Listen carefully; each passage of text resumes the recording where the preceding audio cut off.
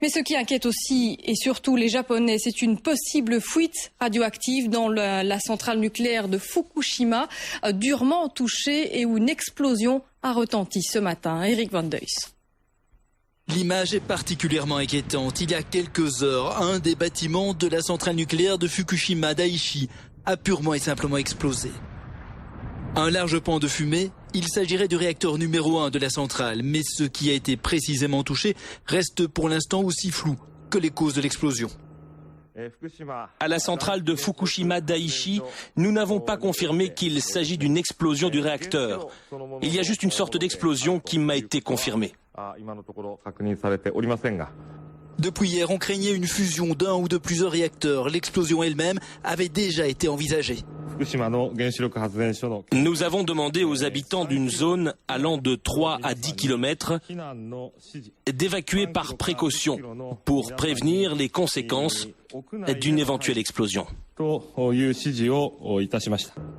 Les conséquences demeurent incertaines. Dans un cercle de 45 km autour des 3 centrales touchées par le séisme, les habitants sont invités à se calfeutrer chez eux.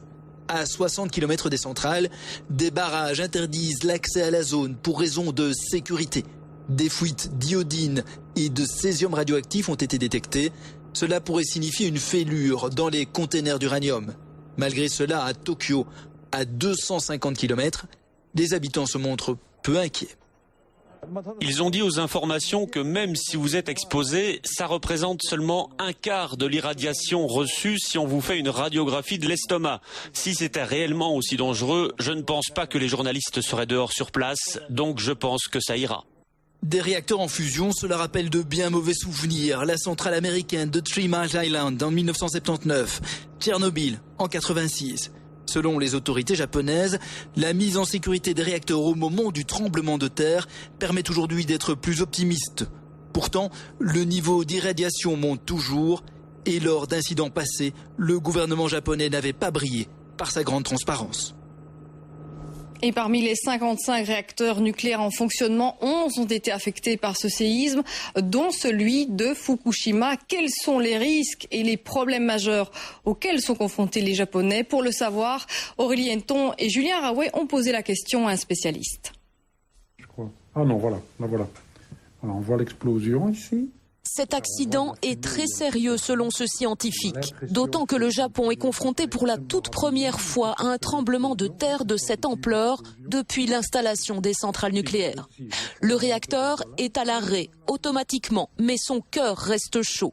Il est impératif de le refroidir, mais l'explosion a peut-être endommagé le système de refroidissement.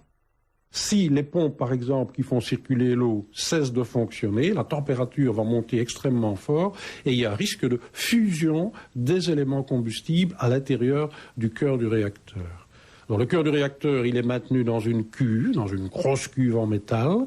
Et le problème est de savoir si cette cuve en métal va résister à l'augmentation de température. Une explosion type Hiroshima est exclue car l'uranium des centrales est trop faiblement enrichi. Un nouveau Tchernobyl, c'est peut-être le cas, mais avec une différence majeure. Les centrales japonaises sont équipées d'enceintes en béton. En principe, les centrales sont prévues pour que la radioactivité liée à des accidents reste confinée à l'intérieur de la centrale. Donc ici, évidemment, s'il y a un accident qui a détruit l'enceinte de confinement du réacteur, de la cuve du réacteur, il peut se produire des fuites à l'extérieur.